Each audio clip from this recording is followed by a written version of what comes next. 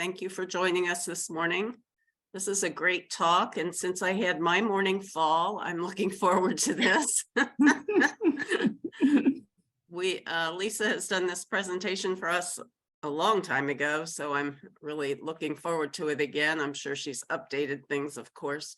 She's a talented woman. You know her, I'm sure you know her well, owner of Core Fitness, and then also co-founder of Parkinson's Community Fitness.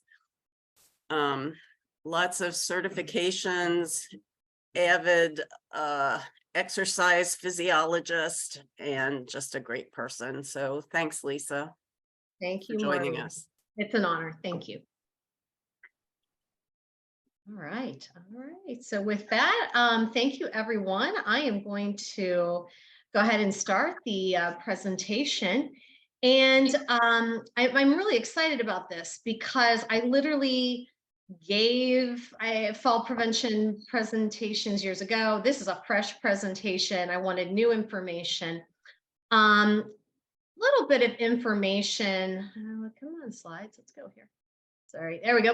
So everybody knows my background. I have been in the fitness industry over 30 years. I'm not that old, but I have 20 plus years of working with persons with Parkinson's, and I am a national presenter in the fitness industry. And I am certified. I'm a personal trainer. I'm a group exercise instructor.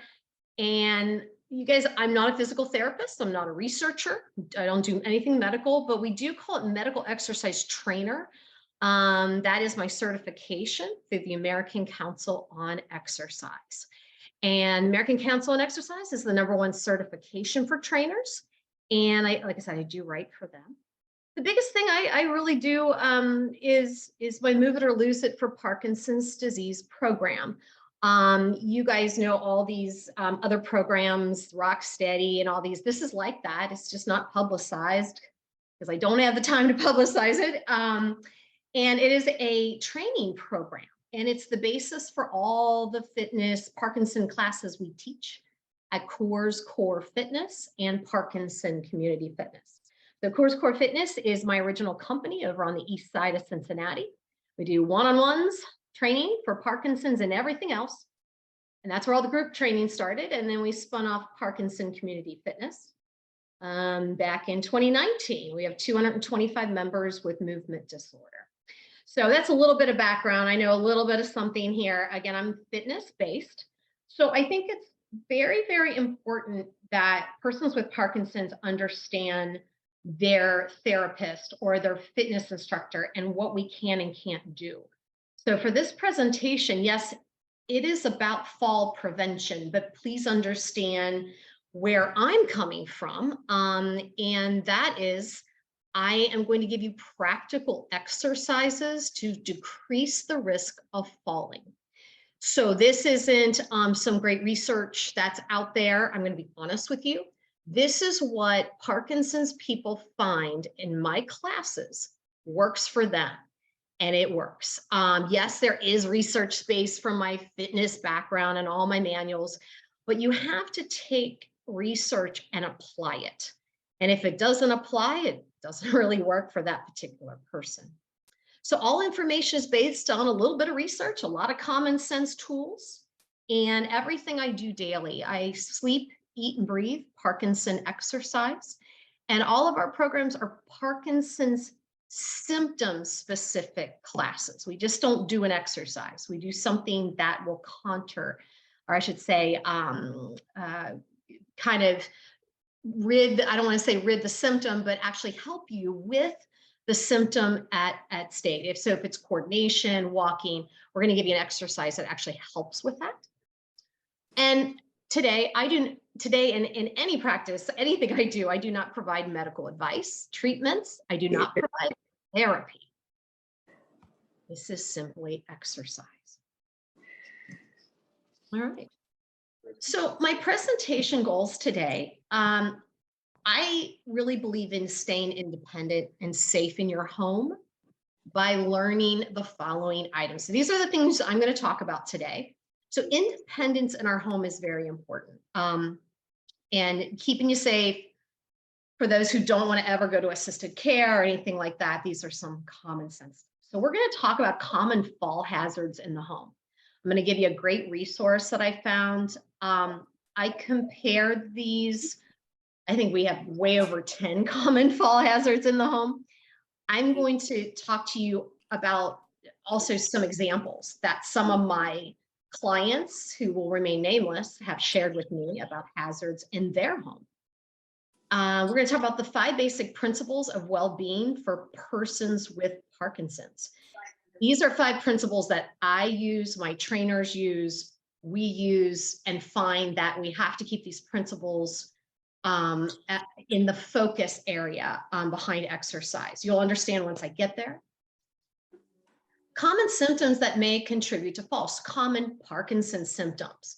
So sometimes people are not aware of certain symptoms they are having. So I'm going to kind of bring this to the forefront and talk about some of the symptoms. Again, this is not foolproof, but it kind of gives you a little perspective. Also, we're going to talk about the daily exercises that can decrease falls. So I'm going to talk about contraindications to your movement. There are certain things I don't ever want to see a person with Parkinson's do. It's very dangerous, and we see it in the studio. We're going to talk about the ABCCs. I put together my ABCs, and one of my persons with Parkinson's, Miss Carol Simons, who gives me permission today to talk about and show some of her exercises, she corrected me on some of the C's. She said, you need more, Lisa. So when somebody with Parkinson's tells me, I put it in my presentation. So you'll get to see the lovely Carol Simons today in video and in photos. And then some exercises that you can practice at home. Once we're done with this presentation, I think you'll enjoy these. And again, make sure you're in a safe environment. Okay, the 5+++ fall hazards in the home. So we know these throw rugs, loose rugs. When I'm in the studio, I use a yoga mat. Yoga mat's the most dangerous thing you could ever have in your fitness studio for Parkinson's. Why? Because they curl up and roll. Well, sometimes we can put exercises together to have people walk across a yoga mat, of course, with assistance, with a care partner, really practicing picking our feet up. Guys and gals, if you have throw rugs, loose rugs, get rid of them in your home. Maybe you can bring someone in, like an occupational therapist, that can help look at your home and make it a lot safer. These throw rugs are pretty bad. Clutter and obstructed walking areas. Decluttering is huge. Just look at your walkways. Bad lighting. Some of our older homes have some really bad lighting, or there's some light bulbs that are out and we cannot see. Unsecured wires, see that a lot. Unrepaired cracks, bumps, potholes in the driveway. I have clients who may not drive, they may not be able to drive anymore, so somebody picks them up and they'll walk out with their walker and trip over cracks, bumps, potholes in the driveway. You may need to have a gate belt. You may also need to have someone assist you. Even those of you who are newly diagnosed, even those of us who are listening who don't have Parkinson's, we can do this too. This is not just Parkinson's. I think with our busy lifestyles, we're not real aware sometimes of what's going on. Other things, slippery floors. I have more clients that fall in their garages because they're not aware that the cement or whatever they might be on is slippery. And I have so many people, the little walkway from the garage to the house, up the 3-4 steps from the garage to the house. A lot of falls occur in there, and they can't always fit their assisted device like a cane or a walker. Steps that aren't secure, don't have handrails, uneven. A lot of these old homes may not have handrails. And again, a good handyman can come and repair these type of things for you, put in some handrails. And I've had a lot of folks tell me that I don't want handrails in my house. the aesthetics. It doesn't look right. And, you know, your safety really is number one. And staying in your home, if that's important to you, the handrails need to be put in. So no lighting or clear walkway to the bathroom. So at night you wake up, you got to go to the bathroom, and the lighting, there's no lighting or clear walkway. Again, a good handyman, a good OT, occupational therapist, can help fix this up for your home. Oh boy, toys, dogs, cats in the way of walking. How many times do our pets like to lay in front of us and we don't know they're there? Mine likes to lay behind me. So yeah, so always making sure that your ways of walking is clear. And gosh, you guys, I can't tell you how many times people fall over their dogs and cats, or toys, the toys from your grandchildren. Ramps. So I had an experience with my soon-to-be mother-in-law, and she has a walker, and she does not have Parkinson's.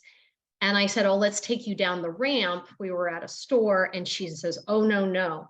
Those ramps are so unsafe. She says, once I start going fast, I can't stop. So we do know that that can be transferred over to Parkinson's, because some of your symptoms, you start going and you can't stop. Maybe getting someone to assist you on ramps if that's the only option. This website is great, this elderlyfallprevention.com. And I know some of you are not elderly, but still, I read it. I mean, I'm not elderly, but you know what? Nobody wants to fall in their house. Nobody wants to hurt themselves, break a hip. So that's a great resource for you. Statistics on falls. Look at this. 30% of falls occur in the bedroom. Confusion, low blood pressure. If I had $1 for every case of low blood pressure, that's the one where you sit up, stand up, and you feel dizzy. We're going to talk about that here in a few minutes. Hydration. Sometimes when you talk, you make sure you talk to your medical professional about this, or a dietitian. If you have low blood pressure, sometimes they will suggest salt, electrolytes. I cannot give you dietary information, but please make sure you contact your doctor, even just your primary care, for this low blood pressure. Your dehydration is really playing on that. So our joint stiffness, rigidity, obstruction in the walking path, poor lighting. Again, 30% of your falls are in the bedroom. 13% of the falls occur in the bathroom. Slippery floor on the bed or the bathtub. I almost fell in my bathroom. You need, again, sometimes those there's these things they can put on your flooring, like grippy things.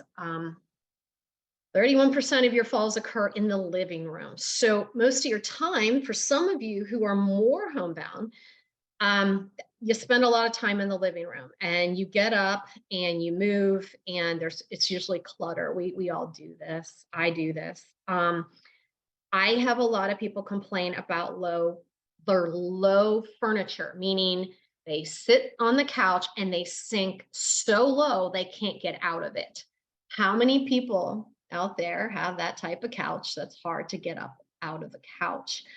I see this a lot. I tell people, put your straight back dining room chair with the hands on the side, the rails on the side, put that in the front of the TV. It'll make you sit up straight. I am not a fan of the lazy boy. I think it puts us in really, really bad posture. I've seen lazy boys literally thrown on people's, once I start talking to clients about the lazy boy and all they do is stay in it, they see their posture getting worse and worse and worse and worse. I've had people throw them out on the street corner. I know that's not nice to do, but I guess lazy boy promotes such a great chair, but is it good for your posture? That's what I'm asking here. And yes, it may help you get up, but is it making us lazier and not moving? We need exercise. So that's personal opinion there. All other falls, a lot of people fall in their garden. I have a lot of Parkinson people that are just out there in the lawn, mowing the lawn, tripping in mole holes. Watch those mole holes, you guys. Those are really tough. I'm happy to bring my miniature schnauzer over and chase the moles from the holes. So stairs, garage, again, these are areas, take a look at that website at elderlyfallprevention.com. All right, these are my 5 basic principles for well-being.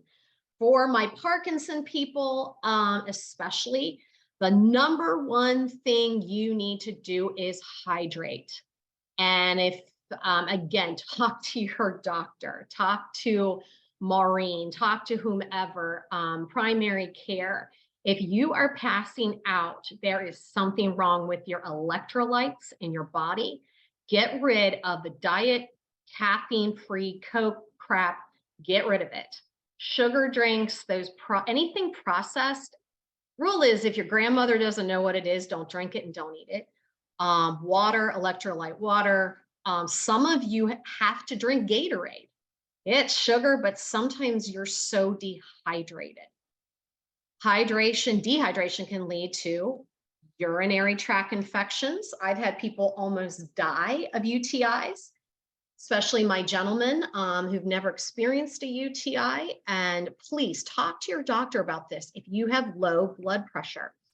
Again, your symptoms might be stand up and you feel dizzy, feel like you're going to pass out. Number 2, nutrition. I still go with the research that says Mediterranean-based diet. Get rid of the processed food. What you're doing is putting a box in a microwave and heating it up. There's no nutrients in there. Exercise daily. You have to move when you have Parkinson's. There's no choice in that. There are so many great trainers in this city, so many great places.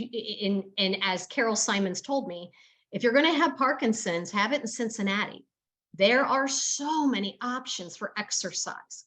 Please use those options because you got to move. You just have to. And remember, you have to socialize.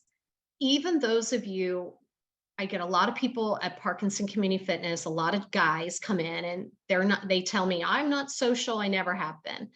Well, you know what? There is such thing as getting out and being around people. You don't have to be the extrovert, but sometimes our center is just known for socializing, for, just getting out and being you again, doing the things you like. And take your medication on time or as advised by your movement disorder specialist. And I assume by now everyone listening has a movement disorder specialist.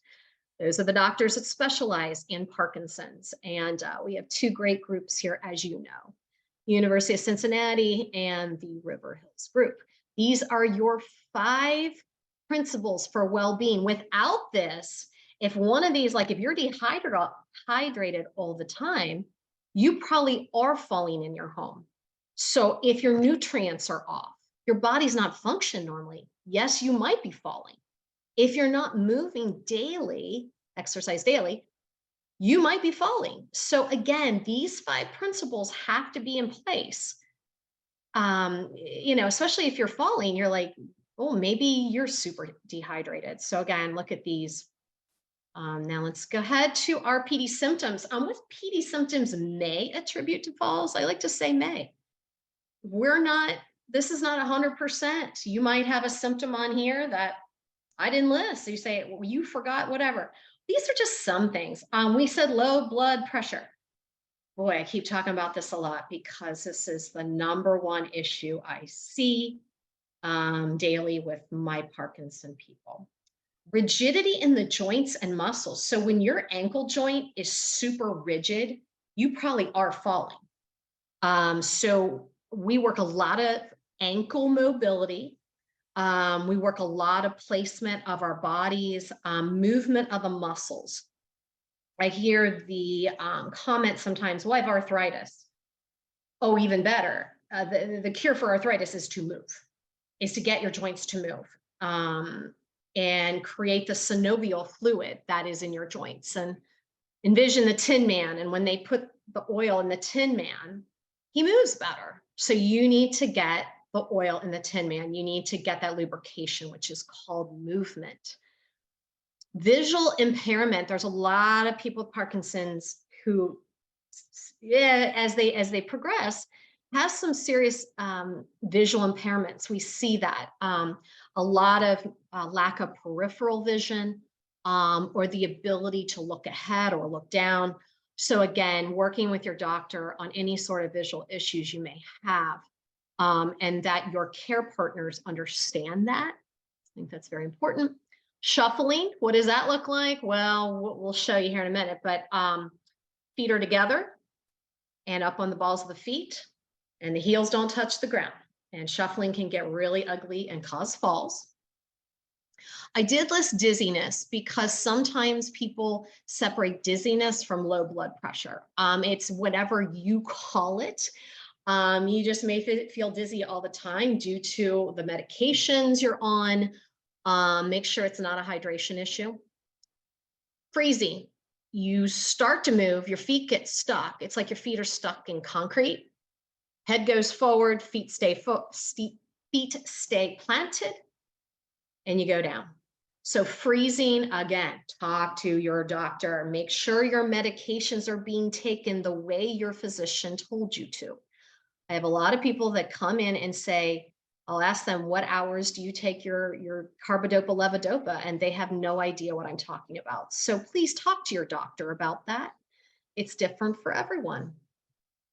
So this is why you're here, some exercises. So before we teach you exercises, we have to teach you what not to do.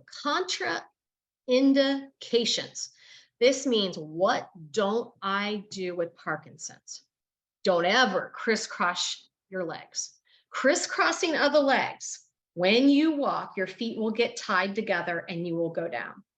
If I see people fall in my studio, it's because they're crisscrossing their legs. Remember that for a lot of you, one side of your body is your Parkinson's side, and it's not going to move with the other side. They're not going to move in sync, okay? So if you're crisscrossing your legs, one leg is stuck and one's normal, and you get stuck and you go down. Walking backwards. We don't do this. I realize some of you are doing this maybe with a physical therapist, someone who's in a therapy setting. I'm fine with therapy settings. Again, I'm not a physical therapist. So we have to keep people super safe. Walking backwards, the visual component is taken away. And I see people do that. They get their feet stuck and they go back. We don't advise that. Again, fast movement, man, that's the last thing I'm ever going to do. The word I always tell people is to slow down. I do realize some of you have bradykinesia, which is a slowness of movement. But when I get people exercising, they tend to speed up and we can't stop them and then they fall. So slow it down and process slowly, okay? In the exercises. So this is kind of fun. These practice your ABCCC'S. So when I put this together last couple of weeks, I came up with the ABCs. And when I sat down with Carol Simons, thank you, Carol, for your permission to use your name and your photos and your video. She's watching today. She has had Parkinson's for 31 years. She's a very avid exerciser. She's an amazing woman. And so she added 2 more C's. And she said, Lisa, there's 2 more C's to your ABCs. And I said, okay, so I'm going to show you all what we came up with. So A is for awareness. So as you're sitting here listening, look around you. First of all, be aware of your environment. I still teach classes. And when I'm teaching my stations, I make people look around them because there's weights and steps and stuff in their way. And a lot of times my members or clients are not aware that there's stuff around them that they could fall over. Is there something around you could fall over? So look around you right now. I know you're sitting in a chair, but is there something, if you got up, that you could trip on? Also, where are you going? A lot of people everything, I call it gobbledygook. All of a sudden, people get up, go really fast. I got to go to the bathroom. I don't know where it is. Boom, boom, boom. And everything, all your multitasking has gone downhill, so to speak. So with Parkinson's, sometimes multitasking is a huge problem. Your executive functioning is a huge problem. So what we're going to talk about is focusing on one thing at a time, not talking to the people around you, focusing. This is very hard. So when you're being aware, be aware of your stance. Every time I teach my classes, I walk around, I say, everybody stop, look at your feet. 9.9 out of 10 people, their feet are close together and they're just leaning to one side. So your stance always needs to be wide, shoulders width. Carol likes a split stance. It makes her feel more balanced. Watch your feet at all times. Guarantee they're sitting there right next to each other with you want to be shoulders width. Posture. The 4 points of posture, we use this constantly. Head high, meaning put your head on top of your shoulders, on top of your spine. Shoulders down is number 2. Shoulders back is number 3. And pelvic tilt. We're working right now a lot on pelvic floor. We do a spinal stabilization class on pelvic health. And that pelvic tilt and engaging the core, that's critical to your posture mechanics. Why is this important? Is because Parkinson's pulls you to a suped posture. It's called C curve. The head is forward, the shoulders are up, and you have a big C in your back. So if you look at that posture, the 4 points, think of a Marine. If everybody's sitting there right now, sit like a Marine. You literally pulled your chest up, dropped your shoulders, and put your head back. That's the 4 points of posture. And of course, a Marine is super lean and they tuck their stomach really tight. These are the things we need to be aware of before we even move. Falls a lot of times don't need to ever happen because we're moving too fast, way too fast. So A is for awareness. All right. Okay. And you're probably already thinking, yeah, I fell one time because I really wasn't paying attention to what I was doing. Or I had no idea my dog was underneath my feet. So, again, be aware of your environment. B is balance.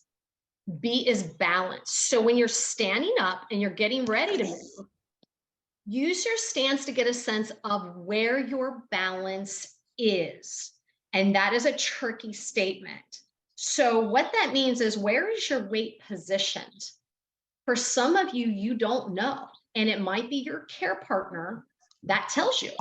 So you will see Carol in one of the pictures, she leans to the side. We have to kind of take her and realign her sometimes. Some of you are leaning forward, and there's a small portion of you who lean backwards, and you're not aware that you're leaning backwards. Sometimes having someone near you, and again, I realize some of your spouses are trying to help you and it can be frustrating, but maybe they could be helpful in showing you when you lean. Because if you're leaning backwards, we know where this is going. It's probably going to be falling backwards. So where is your center of balance? You want to, when you're in your stance, you want to get an athletic position. Well, yeah, wide feet, good posture, 4 points of posture. Now we're getting ready to move, okay? But again, we have to be aware of our stance. Look at those feet, and where your weight is positioned. Fix it. I see people with Parkinson's, they can fix their posture pretty darn quick. We just have to be aware of it, right? So prepare. Okay, we haven't even moved yet. We talk about heel toe walking, heel toe big. And if you're not exercising at all, maybe this is what you take away from this lecture today is, oh boy, yeah, I shuffle. Yep, I kind of trip. Some of you are very young that are out there and you're working a full-time job and you don't want people to be aware that you have Parkinson's. I have a lot of people like you that I train, and we talk about these things because you can kind of be aware and change up some of your habits. So walking, heel toe big. Hopefully that helps you. Okay, these are the C's. So when I talked about ABC, I said, to Carol Simons, I said the C is concentration. No multitasking. I find when a person with Parkinson's is trying to do more than one thing and walk and move, we're in trouble. We know with Parkinson's, multitasking can be extremely hard. So my instructors are taught how to speak and how to instruct a Parkinson patient. It's different. It's very different than a general population training. So that's why all my trainers are specialized. So one task at a time. And how many times do we mess up when we're carrying on a conversation with someone else? We're walking, we're on our phone, we're trying to text. And that's not just Parkinson's, that's all of us. Carol said that she sings to herself when she walks. She said, I can't be doing anything else in the house, but singing gets her focused. Singing gets her focus. And she said something about a marching band song. So note that that is also a great way to get you out of freezing. So if you deal with freezing, take a look at some of the videos on YouTube. I will tell you that. They use music to get out of freezing. There's lots of techniques, but she uses singing to focus her brain on something else while she is moving, but she's watching herself walk and she sings. Slow down and focus only on the task at hand. Focusing. Don't we all need to do this? Focus on being in the moment. So I said concentration, and Carol Simons said you missed two different C's. One is coordination. Yeah, once you start moving in your home, here's that heel toe big. We call it the penguin walk. So we have a lot of different statements. If you take our classes, penguin walking is, if you've ever seen a penguin, they can't they can't cross their feet because they have a body between their feet and their feet are wide. So when they walk, they kind of go side to side and they can never cross their legs. We do exercises so people don't cross their legs. They walk around with a big ball between their knees. Again, this is in a safe environment. We also work on swinging your arms, right? Some of you, if you have a Parkinson's side, maybe that arm doesn't move with the other arm. There's exercises to work on that. Now, Carol said the word is cadence. She said, I go too fast. Her feet get stuck, she freezes and falls. She said, slow down. So our three C's, as you saw, are concentration, coordination, and cadence. And I don't expect you to go back and do all the ABCCC'S all together at one time.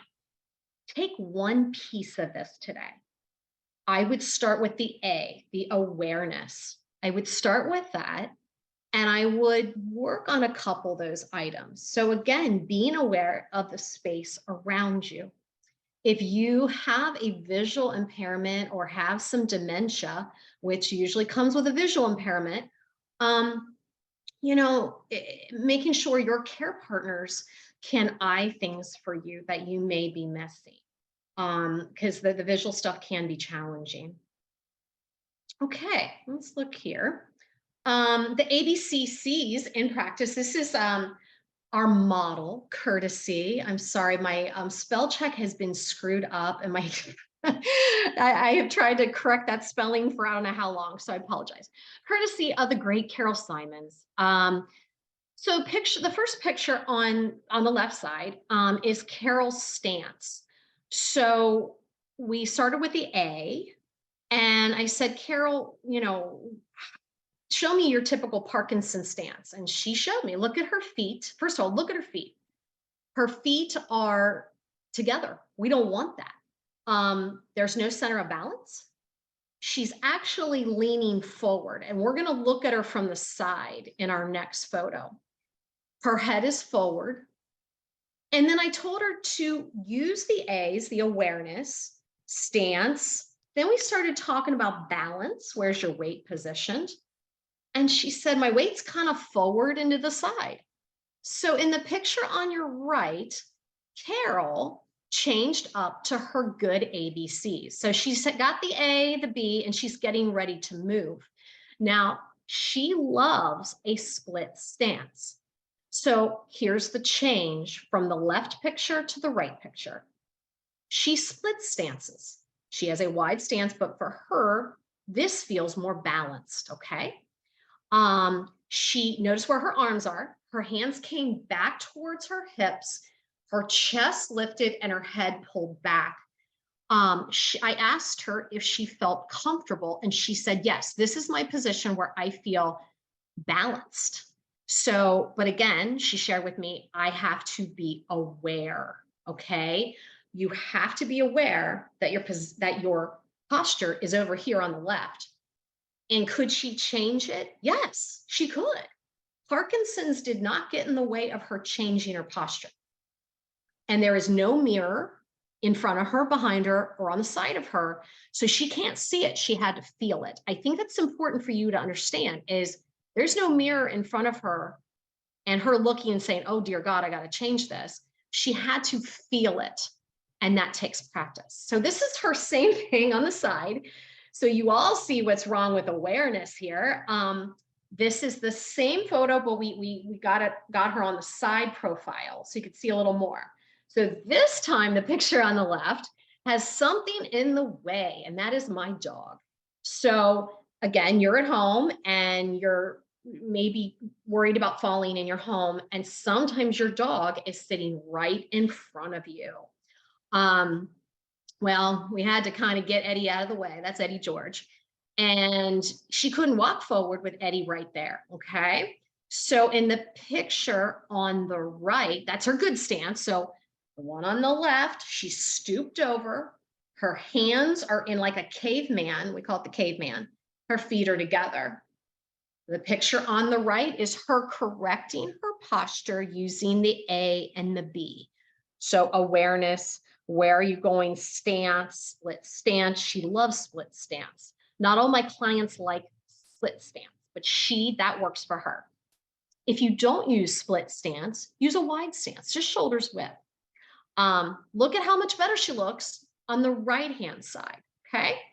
And the dog is not there. We got Eddie to move. So again, awareness. So I'm going to show you some exercises. I thought you would love this.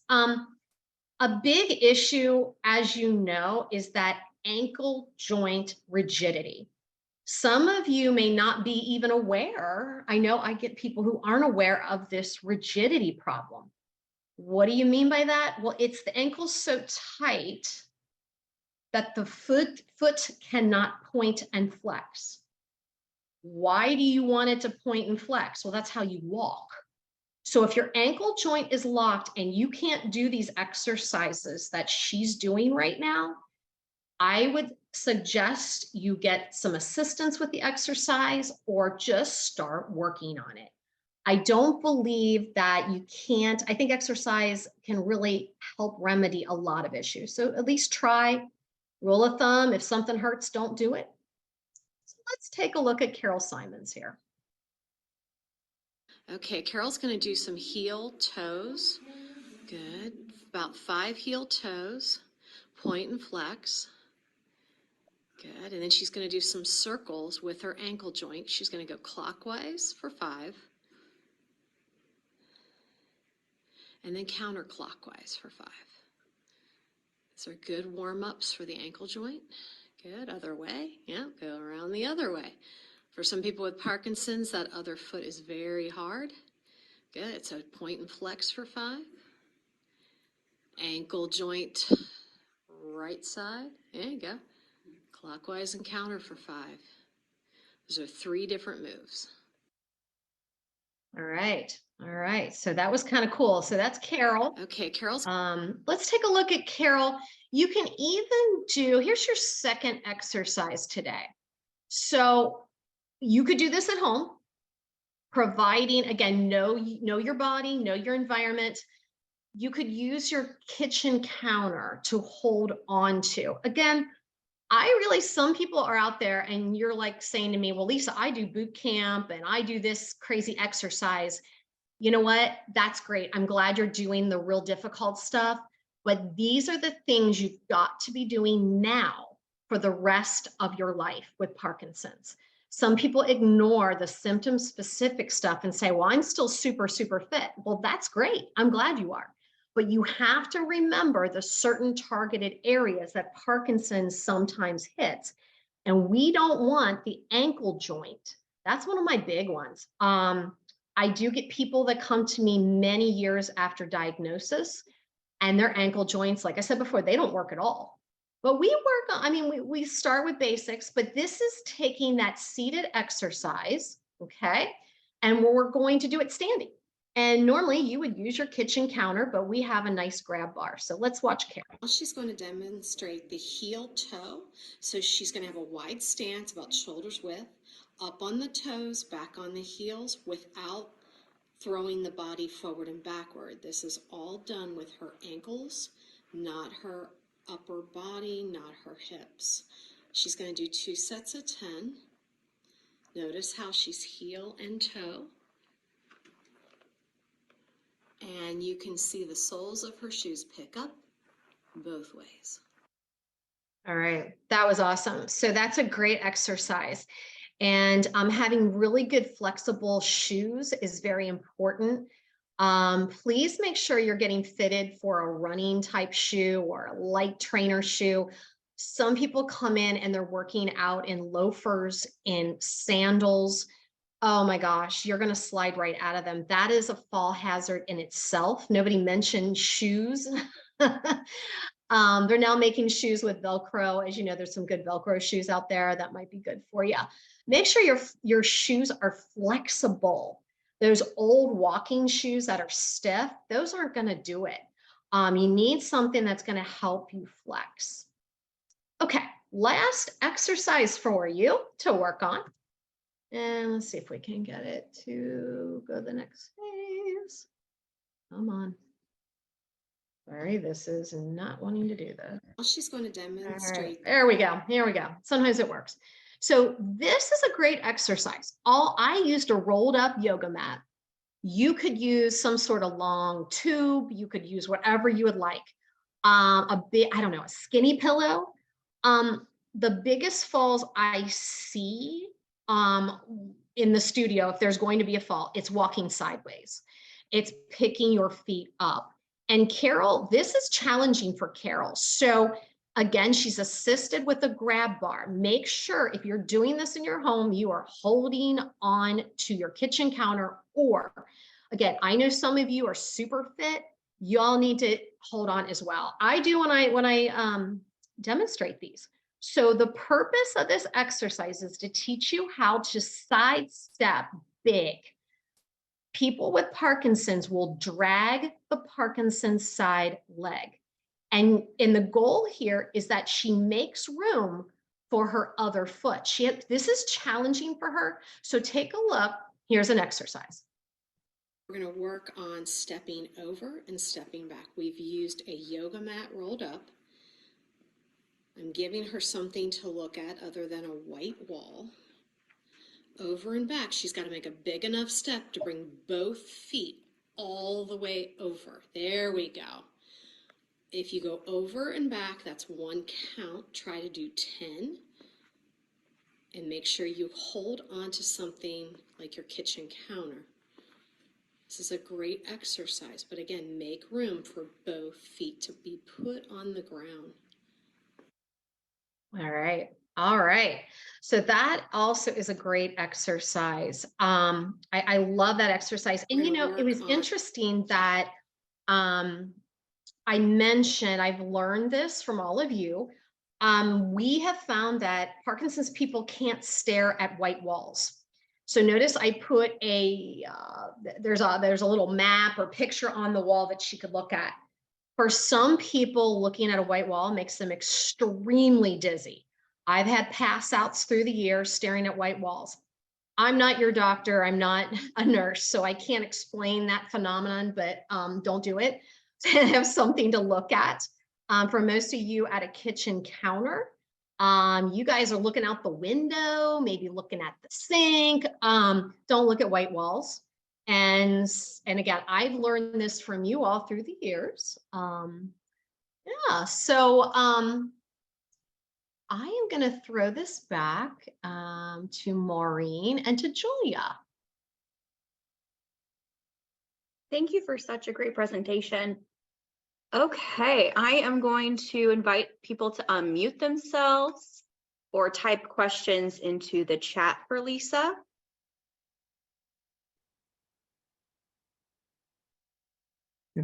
Lisa, that was great. Thank you so much. Oh, Maureen, thank you for the invitation. I appreciate it. I love sharing this. It's fun. It's fun stuff that you all teach me. You know, I learned from PWPs.